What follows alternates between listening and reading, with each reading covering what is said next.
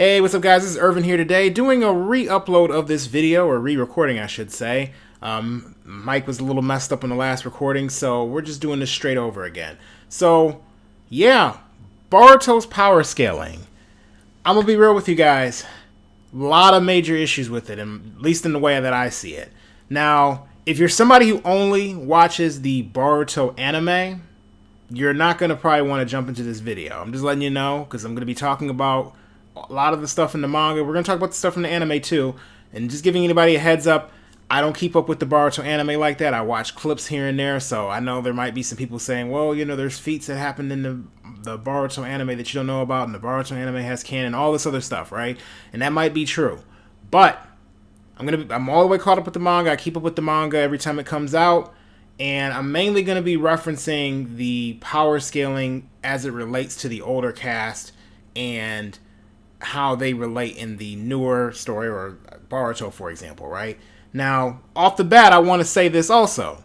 Boruto is Boruto's story. So it makes sense that he's going to get the shine in the story. He should get the shine. If he's not getting the shine, that's a problem. And so should the newer characters in the story. They should be getting the shine, even when it comes down to the fights and stuff, right? But when you look at Boruto in terms of how some of these characters from the older series relate in terms of how they are in combat, you know, in comparison to a lot of the characters and how they were previously, it just doesn't match up. It really doesn't. Take, for example, Naruto, right? We look at the Naruto and Sasuke fighting Shin in the beginning of Boruto, right? With the whole, I like to call it the Sarada arc, or, you know, the mommy Sarada arc. You know, she's trying to find out, you know, who's the father, or not father, but basically it was the Mori thing, Mori arc, whatever you want to call it, right?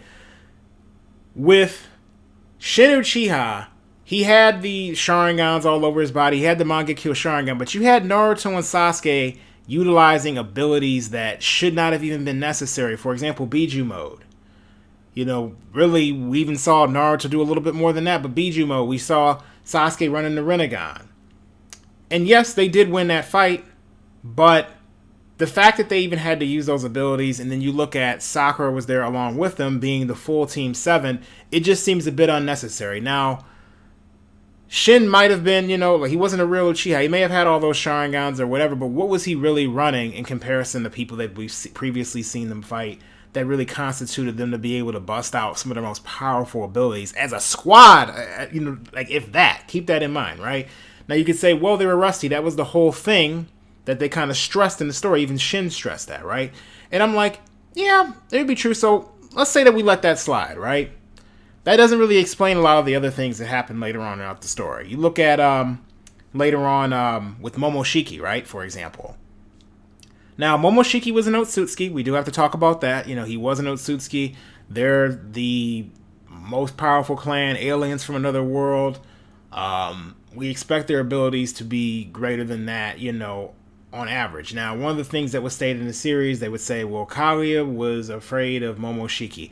I've always kind of questioned that, and I still kind of question that and think that she was more so afraid of Ishiki, Otsutsuki, not so much Momoshiki. And then, even with the Kaguya power scaling, you can kind of argue that, because even though she was a lesser to Ishiki, it's debatable, is she his superior when she had the chakra fruit that she ate? You know, because that's basically what all of the Otsutsukis are after. They're after chakra fruit. So, of course, in the case of Momoshiki, he didn't have a chakra. He kind of like would take chakra here and there that he could take and try to make small little pills to kind of supplement himself, but it wasn't anywhere near having like a planet chakra fruit, right? So it makes sense Naruto and Sasuke were able to take him out. He wasn't more powerful than Kaguya, but keep in mind, this is a Naruto and Sasuke after years worth of training. You know, we've seen what feats they were able to do in the last Naruto movie. Take, for example, looking at Sasuke. Sasuke was able to bust half a meteorite with just pure Chidori back in the last Naruto movie. That was 2 years after the war. And that makes sense. Why? Because he had a few years to be able to hone those abilities. And the Six Paths chakra and all that kind of stuff that him and Naruto got right after the you know, like, they've had it for at that point for a couple years, you know, after the war. You know, they had gotten all those abilities one day, and we saw what they were able to do. So, no issue there, right? But then, why all of a sudden we're in Boruto, that's not holding up. And there's only so long you can run. Well, they aren't at they're not quite, they're rusty or whatever. Even if you would say, well, they're not in their prime, I'm like, well, Naruto and Sasuke's are only in their 30s. They shouldn't be that rusty, or they shouldn't be that much far out of their prime, or even if we want to say that they're a little rusty, they've had more than a few fights in Boruto now for me to suggest that they shouldn't be struggling with the opponents that they have. Now, Momoshiki, I'm not too upset about, right? Shin, I'm trying to let that slide. But this consistently happens throughout Boruto. Even when we get to the later stuff with Kata, we see, which is basically that secret organization, or Akatsuki 2.0, right? There's some cool factors to some of the characters in there, like, for example, I actually like the character of Delta, or in terms of, like, she basically reminds me of like an Android 18. And for those of you who know, like, how much I love the Cell arc in Dragon Ball, that particular arc, or the saga, or whatever you want to call it, right? I'm not even going to get into that because that would take up too much time, right? But you would know that I'm like, yeah, I can, I like the fact that, they're kind of going with something like that. You have basically these cybernetic ninjas. That's a good touch to the series. And clearly that's what Boruto was trying to accomplish. They're trying to take ninja technology to kind of bring the story into another age. We already had ninja technology, a form of it in the original Naruto, but it wasn't scientific ninja tools like they have now. Orochimaru was kind of sleuthing away, doing his experiments, that sort of thing. But with this technology, of course, you can have now like cybernetic kind of ninjas, people, and it makes sense that maybe they could even keep up or be stronger than your most average ninja, because essentially you have technology hiding in all of that. So I'm not mad that Delta is powerful. What I do have a problem with is when you have a character like Naruto, who's supposed to be the pinnacle of the ninja world, struggling with her. Now, if you're going to try to say, well, look at how you look at Boruto, or not Boruto, like at Dragon Ball. I'm just use Dragon Ball as an example since we're talking about 18 and that sort of thing, right? They made those weapons to fight Goku, for example, right? So looking at, in the case of Naruto, Kishimoto doing Naruto, Delta, they would make sense that they would try to make her at the pinnacle of whatever the ninja world is. But I kind of question, okay, one, how do you really know what the pinnacle is? Because what situation has Naruto really had to show his peak, if you know what I mean? In the case of like Goku and stuff, you can kind of go with that, right? And that's a completely different series, right? So it makes sense. They're able to make logical sense in that particular series. It's completely separate, right? But I don't think that the Boruto story has been able to really convince me that you were able to make something on par with Naruto. Now, there is probably some people out there saying, well, that wasn't the case. She wasn't on par. Naruto was stronger. He won that fight. I'm like, not the way that fight was panning out. I mean, granted, yes, there were other people around, and there were some things that Naruto couldn't do. But I'm like, you couldn't use shadow clones, or say, well, he can absorb or she could absorb the chakra. I'm like, yeah, she could absorb the chakra. Okay, so one, your whole body is like cloaked in chakra, but that's besides the point. You seem like you were able to use Rasengans. Well, that's because that's close range. I'm like, okay, but why not a Tail Beast Rasengan? That's an ability that you have. Why aren't you using that? Never uses it. There's probably some people that are going to say, well, Momoshiki, they couldn't use their chakra like, ninjutsu either, right? And I'm like, yeah, to an extent they couldn't, but I don't understand why they didn't fight Momoshiki in the same fashion that maybe they were fighting Madara. For example, even though Momoshiki had the tendency to do more of a sucking up of the chakra and kind of sending it back, I mean, I don't know if anybody forgot, but the Rinnegan has the ability to absorb chakra as well, but it's almost like everyone forgot. I mean, heck, even with Sasuke, it's like, okay, Momoshiki can do that. Did you forget that you have the ability to do the same thing? But we just are writing off that ability, apparently. And then, even in the case of, like, even some of the other Tail Beast moves that Naruto inherited, we didn't really see him use that too much against Delta. And seemed like he was kind of getting tore up, real bad. Not to mention the biggest thing.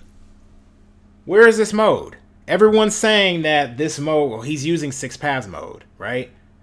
I don't see it. You know, yes, you could say, well, that's because he has both halves of the Nine Tails in him, which that's still a little weird to me. The fact that because I'm like, we never actually saw that happen, but I do believe that to be the case myself.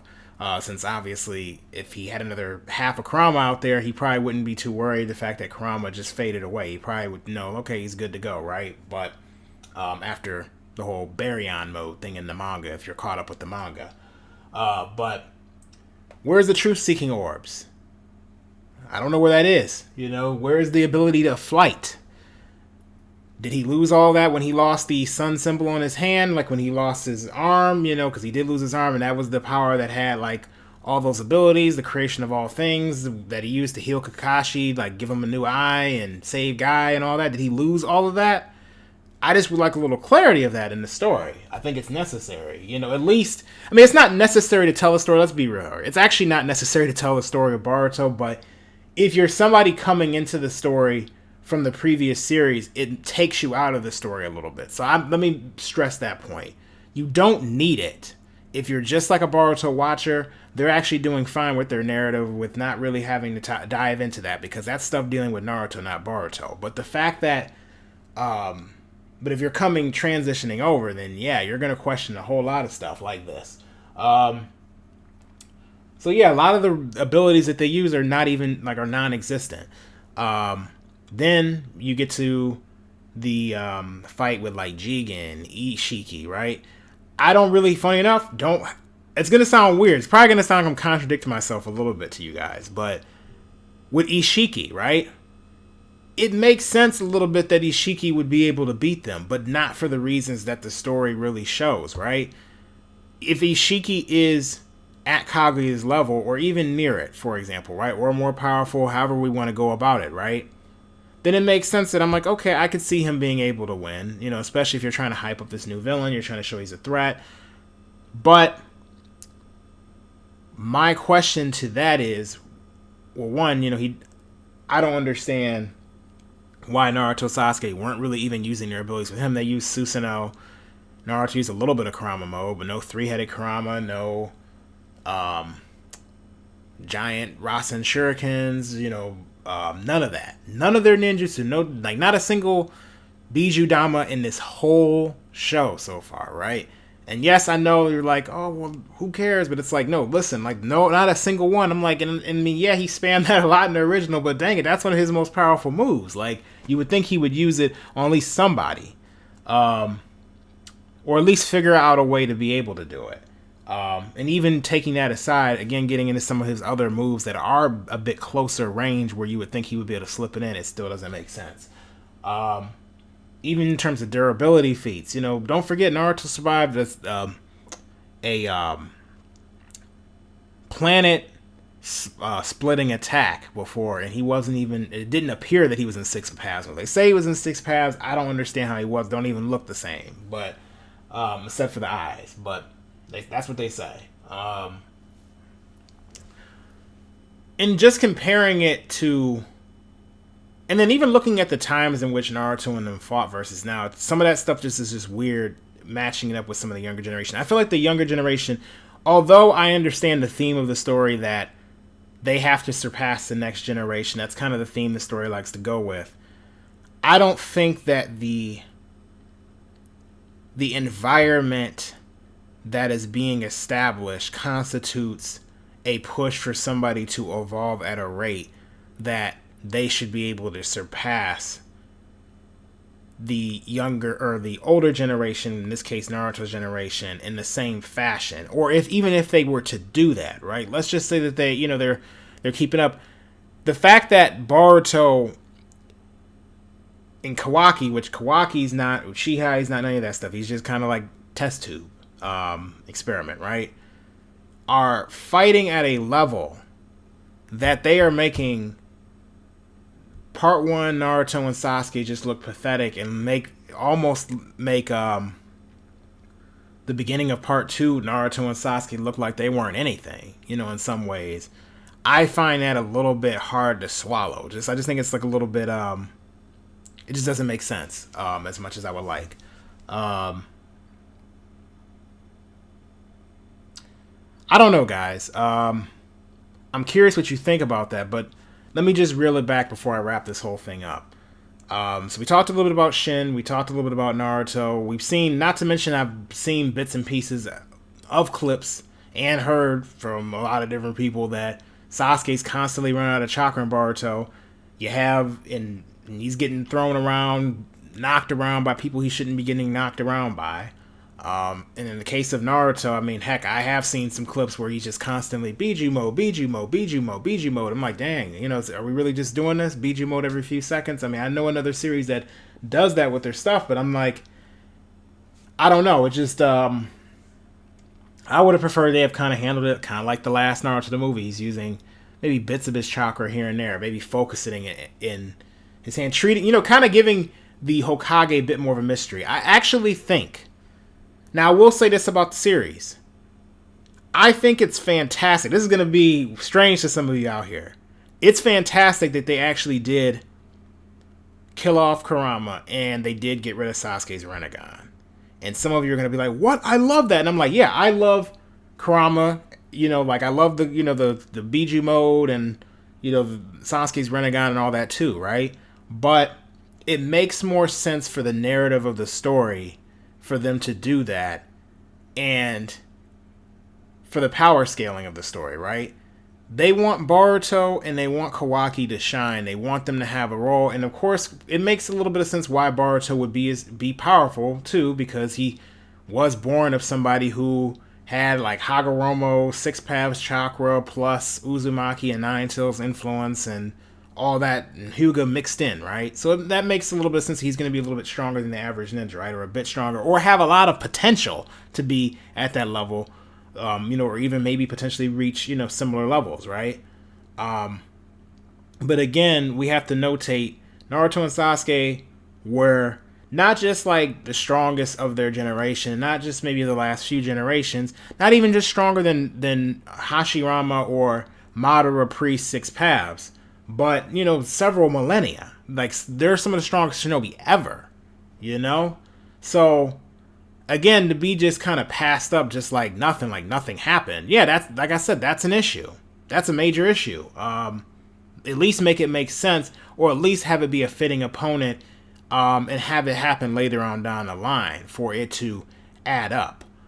So the fact that they nerfed them, that's perfect. It's like, okay, yeah, if you want to give them if you want Naruto and Sasuke to need the assistance of the next generation, it makes sense to bring them down a little bit more in perspective where they're not at the levels where they were essentially, if they would have never decided to do Boruto, they would have been set to protect the ninja world forever. But of course you have to have a conflict in order to have a story. So it makes sense that they're going to lose some things so that you can continue to have a story. Otherwise, Naruto would be just walking around, placing his hand on people, healing people, doing whatever, right? Like he did in the war, or handing people his chakra, doing all of that stuff. So again, that makes sense. They just need to. So with Kurama being gone, that means Naruto has Sage Mode now. He had Sage Mode, but he just has Sage Mode and, maybe some other jutsus, right? So Naruto's already Kage level. Kage, or he was already Kage level before really using Kurama's chakra, like during the Pain arc, right? So it's safe to assume he might even be better with Sage Mode now. He's grown, he's had it for years or whatnot. Who's to say he hasn't messed around with it on the side? So yeah, he's still very powerful, but I can realistically see him maybe still, if you had an opponent like Delta, for example, showing up, him either struggling, maybe potentially even almost dying, even though he did beat her.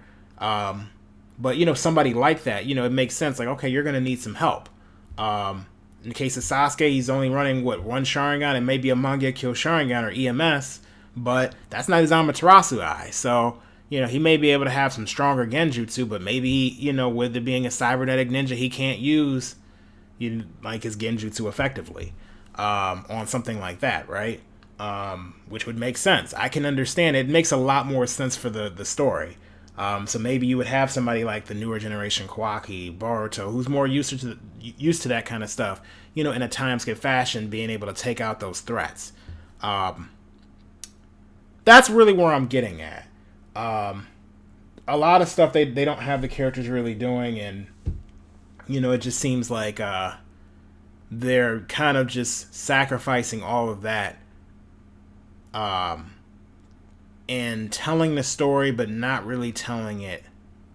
But if you're somebody from the previous series coming in, it just doesn't. The power doesn't make a lot of sense.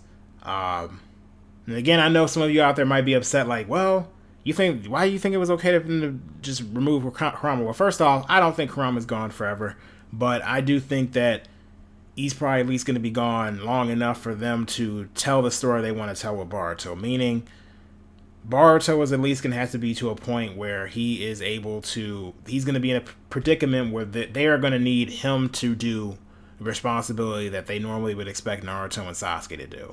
Now, him and Kawaki are going to have to do that. That's their role in the story. And that's the point they have to get to. And until then, it makes sense that Naruto wouldn't have that power, because that means Naruto, they may be in a predicament where Sage Mode's not enough to take out the opponent. It's not enough. And Boruto is going to have to tap into that new eye that he's got and that karma mark or whatever that he has to be able to take out that threat. Animation was great, by the way, from what I did see from the Kawaki stuff, from that little fight that he had in the anime recently, where they had the special animation against that one guy or whatever. I don't remember his name off the top of my head, and so I do apologize. But yeah, in any case, guys, let me know your thoughts down below. It's just briefly what I think about it. It's been irking me for a while for the power scaling in Boruto, because I just feel like a lot of it just feels unearned with a lot of characters in the series.